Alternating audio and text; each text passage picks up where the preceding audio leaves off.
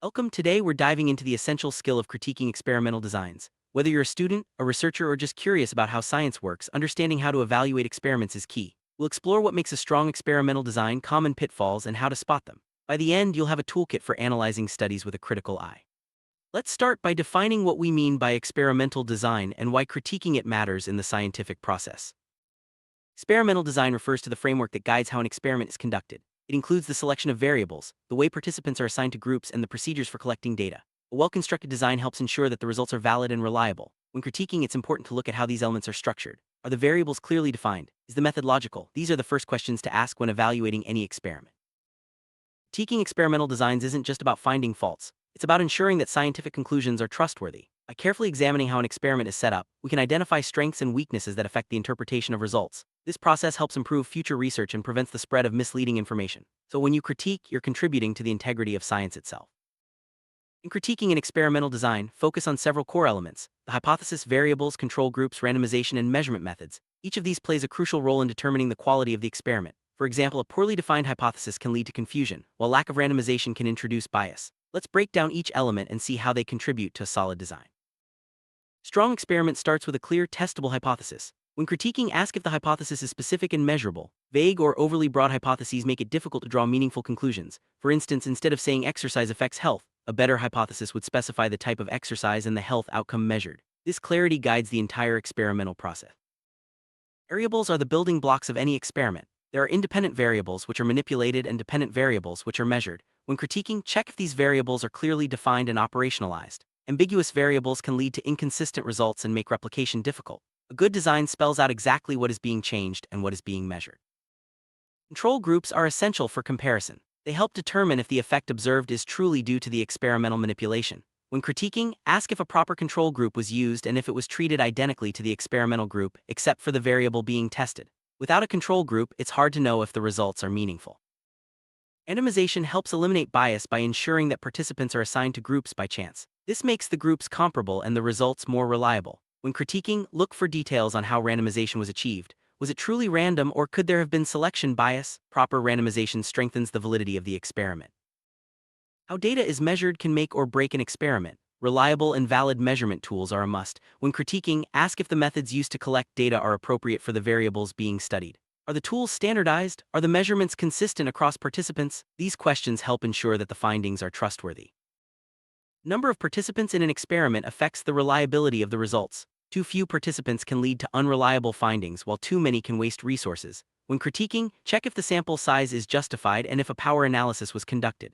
This ensures that the study is neither underpowered nor over-resourced. How participants are chosen can introduce bias. Random sampling is ideal, but sometimes convenience or purposive sampling is used. When critiquing, ask if the sampling method is appropriate for the research question and if it might limit the generalizability of the results. The goal is to have a sample that represents the population of interest. Blinding helps prevent bias by keeping participants and researchers unaware of group assignments. Single-blind and double-blind designs are common. When critiquing, check if blinding was used and if it was effective. Lack of blinding can lead to biased results, especially in studies involving subjective outcomes. Ethics are fundamental in experimental design. When critiquing, ask if the study received ethical approval and if participants gave informed consent. Were risks minimized and benefits maximized? Ethical lapses can invalidate results and harm participants, so this is a critical area to examine. A good experiment can be replicated by others. When critiquing, look for detailed descriptions of procedures and materials. Can another researcher repeat the study and get similar results? Replicability is a hallmark of scientific reliability and helps confirm findings.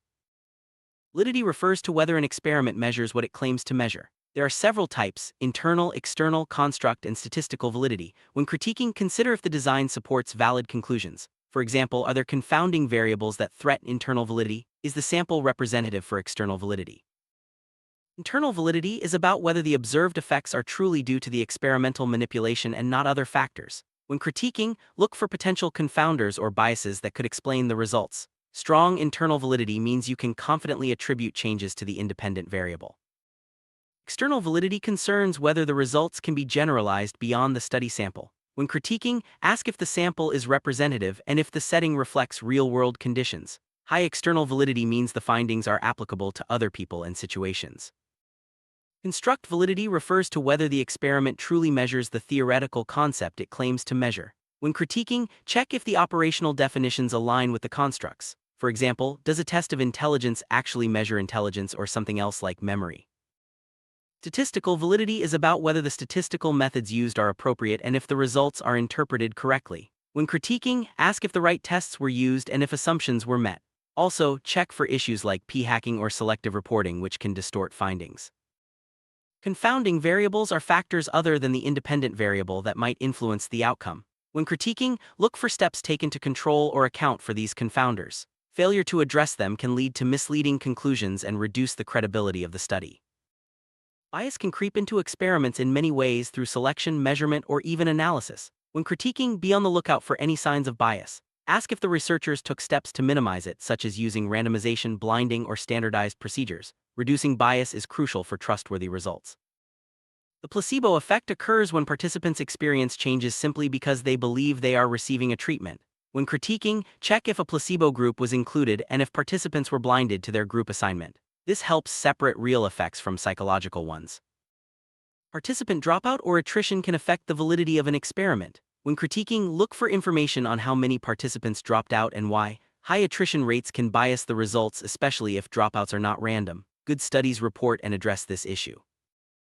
The way data is collected can influence the results. When critiquing, ask if the data collection methods are appropriate, reliable, and valid. Are there checks for accuracy? Are the procedures standardized? Consistent and careful data collection is essential for credible findings. Once data is collected, it must be analyzed correctly. When critiquing, check if the statistical techniques match the research questions and data type. Are the results interpreted appropriately? Misapplied statistics can lead to false conclusions, so this is a vital area to examine. Transparent reporting allows others to evaluate and replicate the study. When critiquing, look for clear descriptions of methods, results, and limitations. Are all relevant data and procedures disclosed? Transparency builds trust and supports scientific progress. No experiment is perfect. When critiquing, pay attention to the limitations acknowledged by the researchers. Are there weaknesses in the design, sample, or analysis? Recognizing these helps put the findings in context and guides future research. Science has faced a reproducibility crisis where many studies can't be replicated. When critiquing, consider if the experiment provides enough detail for others to reproduce it. Reproducibility is essential for building a reliable body of scientific knowledge. Peer review is a critical step in scientific publishing. When critiquing, check if the study has undergone peer review and if reviewers raised any concerns. Peer review helps catch errors and improve the quality of published research. Publication bias occurs when studies with positive results are more likely to be published than those with negative or null findings. When critiquing, consider if this bias might affect the literature on a topic. Awareness of publication bias helps interpret findings more accurately. Selective reporting happens when only certain results are shared, often those that are statistically significant. When critiquing, look for signs of selective reporting such as missing data or unexplained exclusions. Full reporting ensures a complete and honest picture of the research. Conflicts of interest can influence the design, conduct, or reporting of experiments. When critiquing, check if the researchers disclosed any financial or personal interests. Transparency about conflicts helps readers judge the objectivity of the findings. Not all experiments can be generalized to other settings or populations. When critiquing, consider if the sample, setting, or procedures limit the applicability of the results. Understanding these boundaries helps avoid overgeneralization. Ecological validity refers to how well the experimental conditions reflect real-world situations. When critiquing, ask if the setting and tasks are realistic. High ecological validity means the findings are more likely to apply outside the lab.